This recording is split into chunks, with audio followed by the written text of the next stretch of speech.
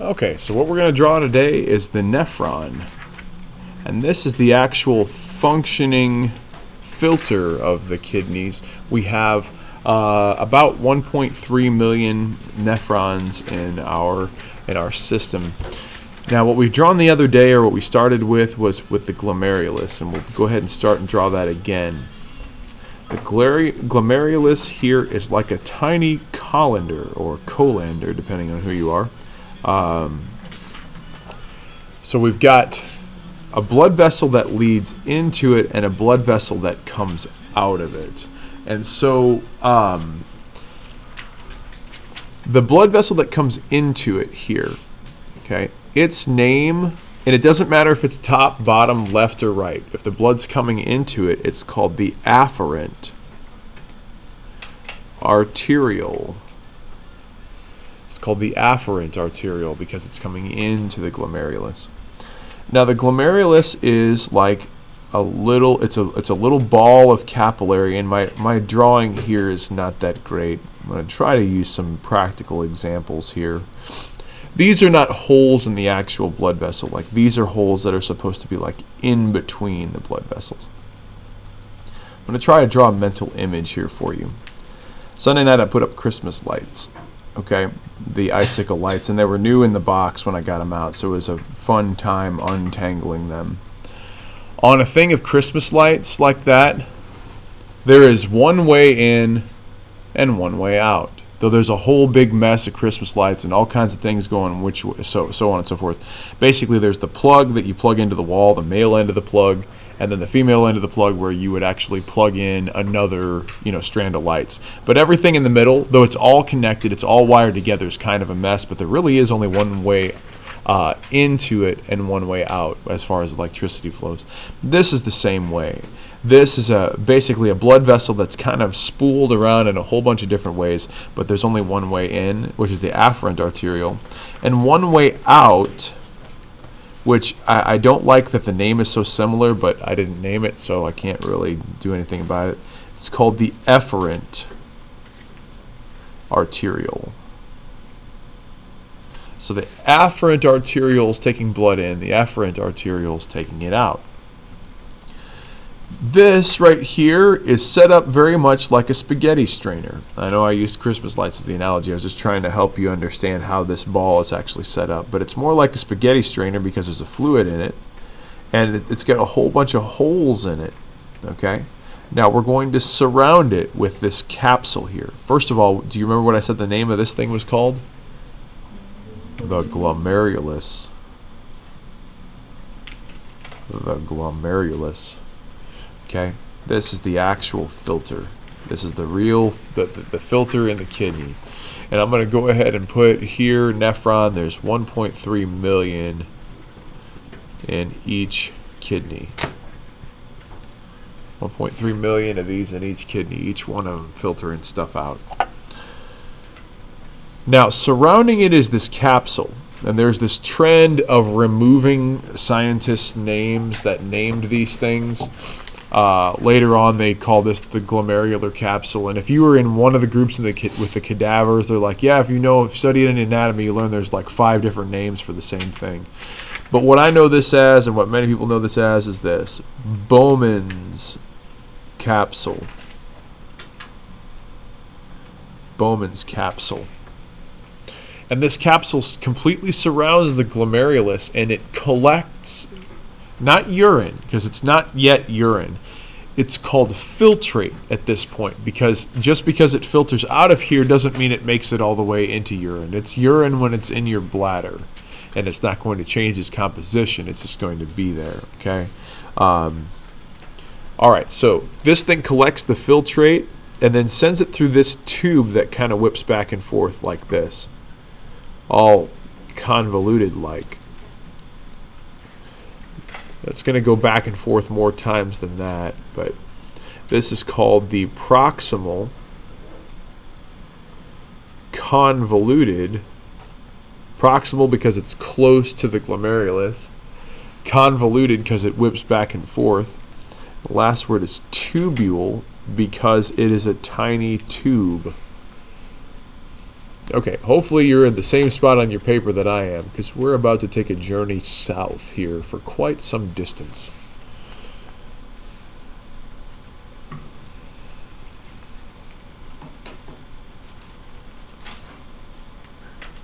And we're going to come back up. Oh my. Exactly. Go ahead and double that up and make it into a tube, because it is a tube.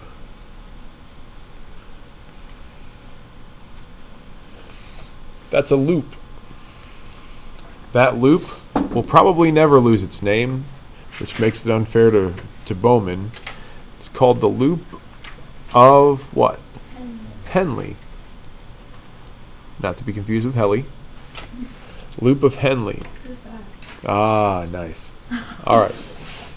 Now this part's coming down, and this part's coming back up. This part coming down here is called the descending limb. Any guesses as to what this one's going to be called? Bless you.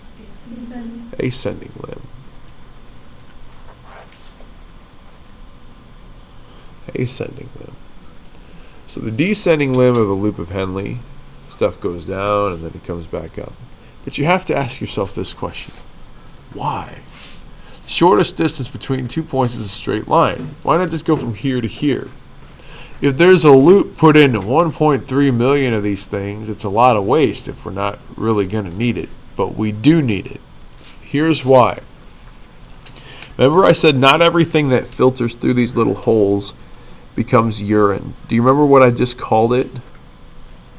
Filtrate. Okay? Filtrate.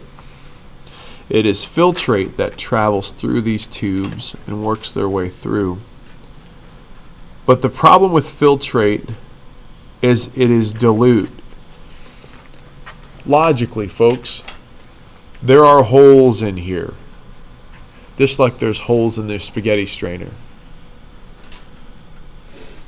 Is there anything that you can really do to control the quantity of water that dumps through the spaghetti strainer?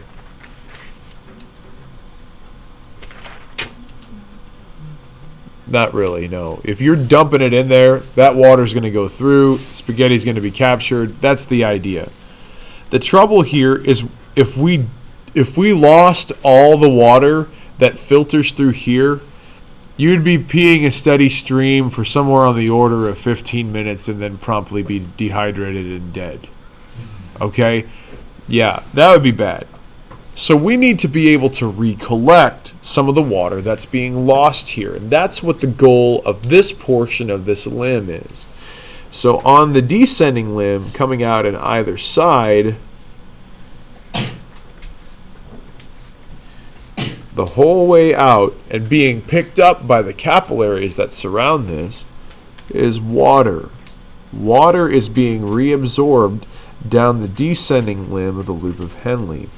And to do that, basically what we're then doing is we're concentrating the urine and we're decreasing water loss. Now, there are mechanisms in place that help us to control how much is reabsorbed and so on and so forth. So it's not a constant thing that you're going to constantly absorb this quantity, so on and so forth. There are mechanisms in place that will either increase or decrease the amount of water that gets reabsorbed here from the filtrate. Now note I only drew this on the descending limb because on the ascending limb of the loop of Henle, something else is happening. Here, we are reabsorbing not water, but we are reabsorbing ions. Sodium and chloride ions. In other words, we're reabsorbing what? NaCl is what? Yeah, we're reabsorbing salt. Reabsorbing sodium ions and chloride ions. Because just like water, there's nothing to control whether or not they escape these holes. They're going to leave. If it's in the bloodstream and if it fits through those holes, it's getting out. Okay? But it might be a good idea to go ahead and note two things too big to fit through pores in the, and there's a fancy word for pores. It's called fenestrations. Fenestrate has to do with Fenster is German for window. It's like little windows fit through the pores in the glomerulus. And this you should know from your primer. What two things should not fit through these little holes? Proteins should not fit through there, and cells should not fit through there. Okay? If proteins and cells are found in the urine, that means something's wrong with the glomerulus. There might be some of them that are damaged and allowing blood to escape, and so on and so forth, because these holes by themselves are too small. Now you can begin to see and have an appreciation for why high blood pressure can cause kidney problems, because this is just a little tiny blood vessel. That's all it is. You raise the blood pressure too much, this thing busts like a balloon and it's dumping all the blood straight in there. So that's bad. These are really, really sensitive. Okay? All right. So now we're out of this. We've reabsorbed a bunch of this water. So the ascending limb, you're reabsorbing the salt and stuff? On the ascending limb, we're reabsorbing salt from the filtrate. It's sodium ions and chloride ions are coming back out from the filtrate back into, and there are surrounding this are cells and interstitial fluid and also capillaries that eventually will reabsorb these things back into the bloodstream. That's the goal. Okay? So, if there's a proximal convoluted tubule, what does that suggest there might also be? And that's exactly what's next. We're almost done. Just one little section after this. So this is the distal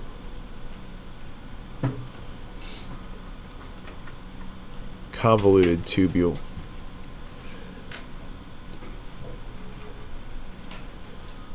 And then it empties into this thing right here.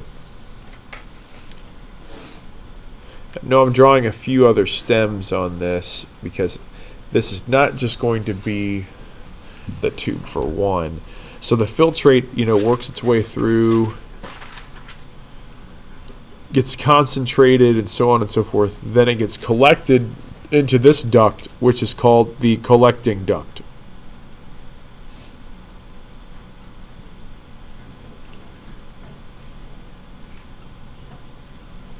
And the collecting duct gathers all of this dilute urine and sends it to where it can be excreted from the body. At this point, there might be a little bit more concentration that happens where it concentrates stuff in the collecting duct itself, but we're pretty close to where urine's going to be now. There is a bunch of these collecting ducts, like a whole bunch of them stuck together, like all these little skinny pipes, these fibers all stuck together. And here's what it looks like. Ha! Just kidding. Looks like a blank paper. Hold on. It looks like this. And that, ladies and gentlemen, is what the renal pyramids are.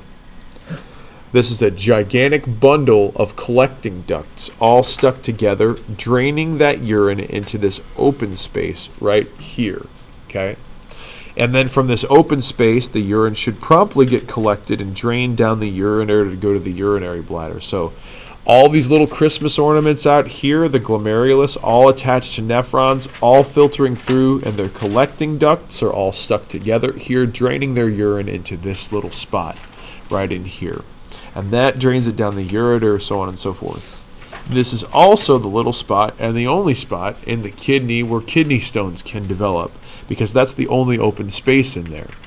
If there is if that precipitates, basically if you have a concentrated liquid and you have like one small little salt crystal of some kind formed in there, or urea or uric acid or some other sort of crystal, it can begin to collect other particles from the urine itself. To keep it dilute or to stay hydrated can help, but I mean, some people are more prone to them than others. And there's things you can do to try to help make less of them, but some people just are more prone to them than others. And they collect here. They can vary in size, and they have to travel down the ureter, which is painful, and then travel to the bladder and be excreted to the urethra, which is also painful. But so yeah, that's basically what it is here in a nutshell. We've got all these little Christmas ornament, little ball things called the glomerulus, which is the actual filters of the kidneys. They filter out this stuff. It sends it through there, concentrates it, sends it to the collecting duct, which is a bundle of these things right here in the renal pyramid, are collecting ducts, all draining into this space to the ureters and then out of the body.